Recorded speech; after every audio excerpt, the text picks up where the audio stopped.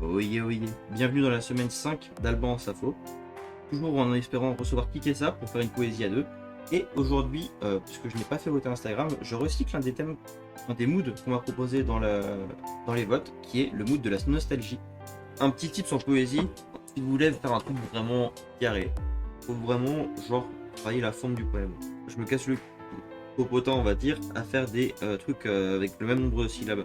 Mais c'est pour que ça garde un certain rythme. Si vous modifiez de une ou deux syllabes les vers et que vous les faites sur un nombre de syllabes décomposées, ça va être très bizarre dans la lecture. Après, ça peut donner un style, mais j'ai plus tendance à conseiller justement de faire un truc avec un nombre de rimes défini. Je ressens encore cette même sensation lorsque mon âme vagabonde à travers le passé, et j'ai l'envie soudaine de pouvoir rembobiner et revivre ces instants hors de mes illusions. Hop. En poésie, il faut toujours tricher. Dès que vous avez un mot à remplacer, généralement remplacez les mots les plus courts. C'est ceux qui seront les plus faciles à modifier pour arriver à une syllabe à deux ou trois. Faut tricher. Le pire conseil, mais faut tricher. Et ça marche.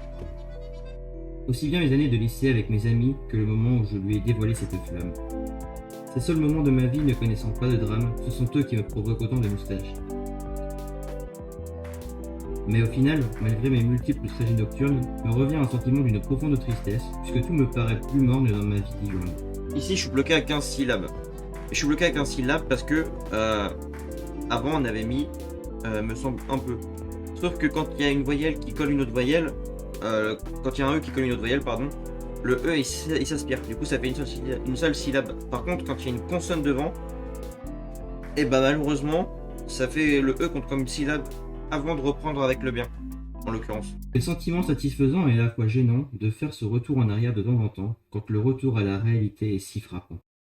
En vrai, j'ai envie de prendre la définition littérale de la nostalgie, parce que la définition de nostalgie, c'est juste un regret mélancolique.